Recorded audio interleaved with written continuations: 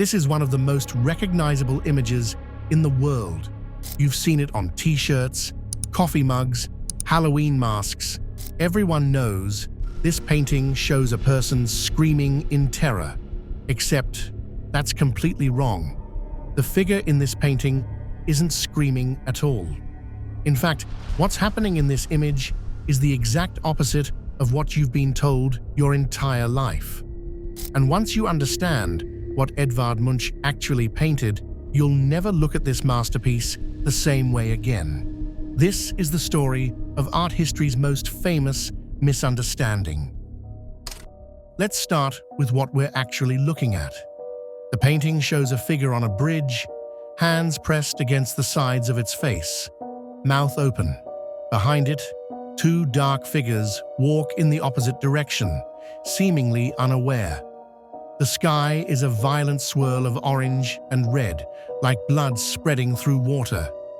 The landscape warps and curves as if reality itself is melting. Everything about this image screams chaos. The twisted perspective, the sickly colors, those hollow eyes that seem to stare through you. The figure looks skeletal, almost inhuman, like something from a nightmare. And that sky, that impossible, apocalyptic sky, dominates half the canvas. It doesn't look like any sunset you've ever seen. It looks like the world is ending. For over a century, this painting has been called the Scream. It's become the universal symbol of anxiety, panic, existential dread. It's been parodied thousands of times. It's shorthand for person having a breakdown. But here's what's extraordinary. Edvard Munch left us his own description of this moment. And what he wrote changes everything. In Munch's own words, here's what happened. I was walking along the road with two friends.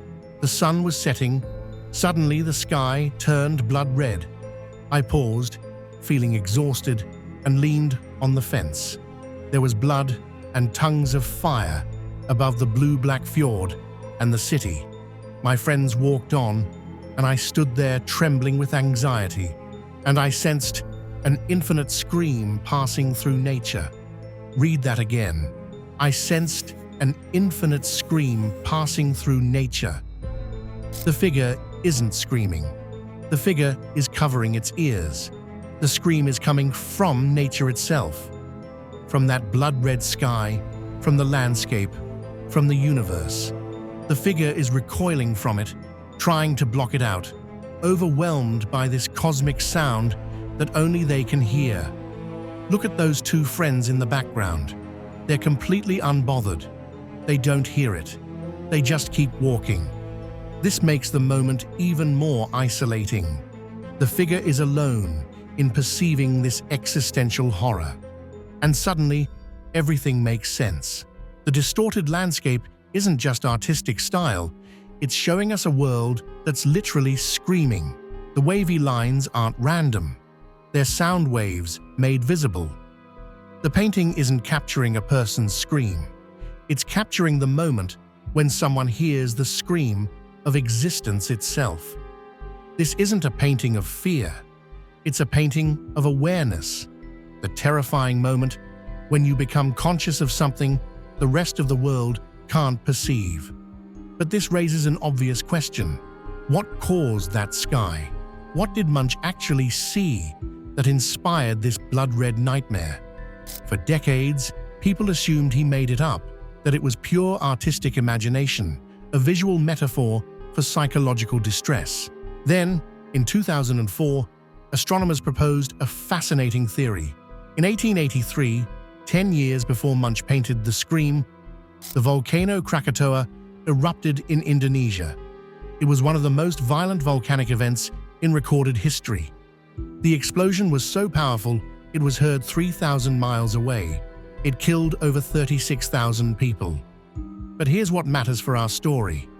The eruption threw so much ash into the atmosphere that it changed sunsets around the entire world for years. Newspapers from Norway in the 1880s and 90s described spectacular, blood-red sunsets that terrified people who didn't understand what was causing them. The ash particles scattered light in unusual ways, creating skies that looked apocalyptic. Munch was in his 20s during this period. He would have seen these skies.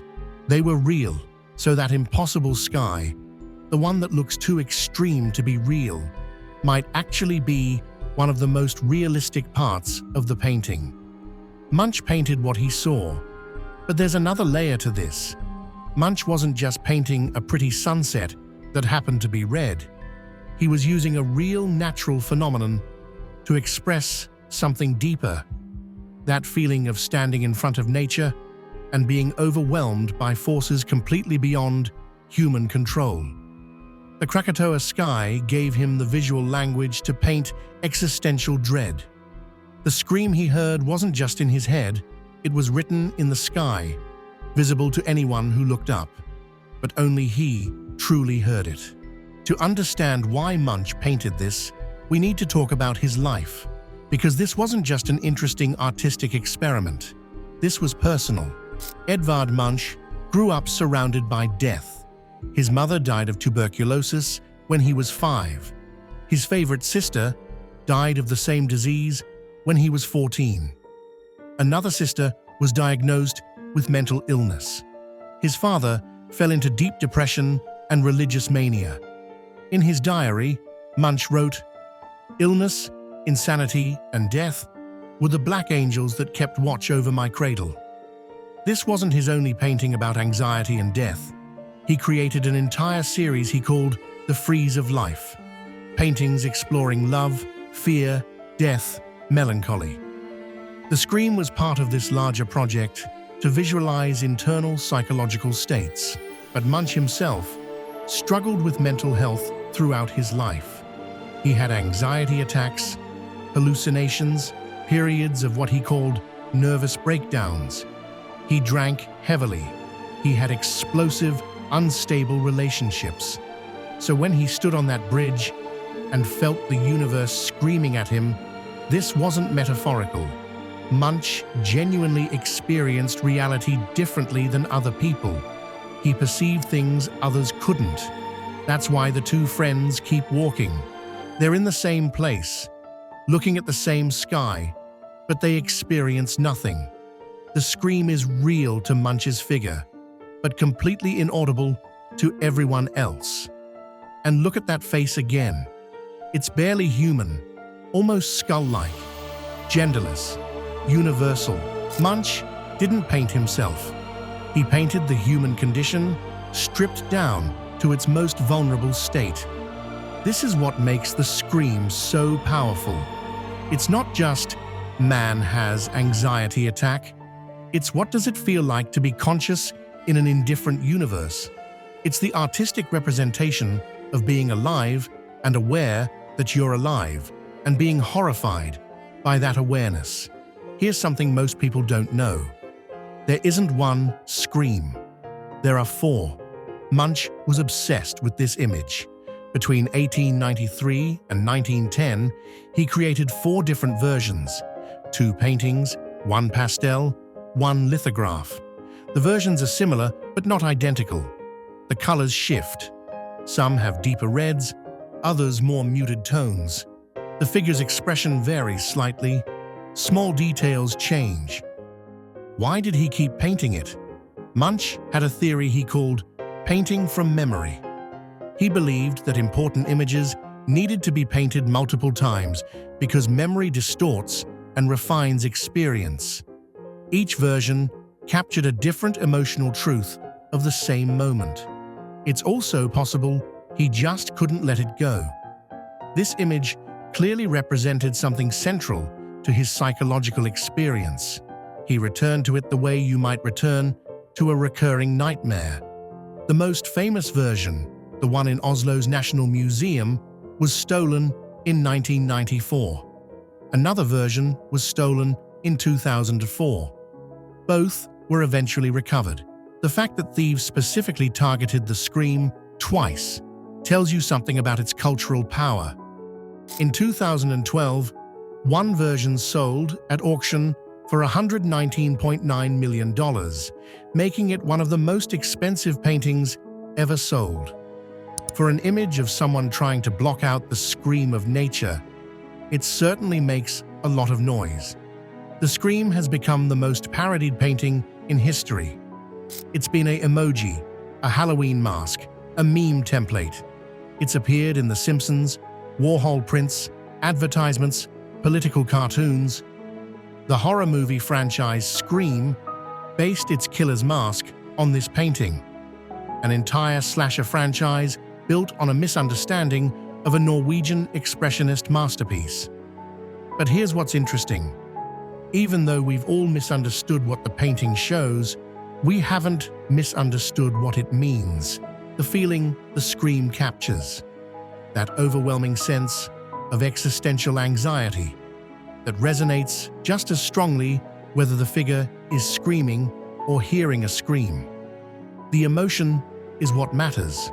In our modern world, filled with constant crisis news, climate anxiety, social media panic, economic uncertainty, the scream feels more relevant than ever. We all know what it's like to stand on that bridge, feeling something terrible that others don't seem to notice. Munch painted one man on one bridge in 1893, covering his ears from the scream of nature. But he somehow painted all of us. So let's return to where we started. This painting is not called The Scream. In Norwegian, Munch titled it Skrik, which translates more accurately to the shriek. And even more revealing, in German, it was titled Der Schrei der Natur, the scream of nature. Not the scream, the scream of nature.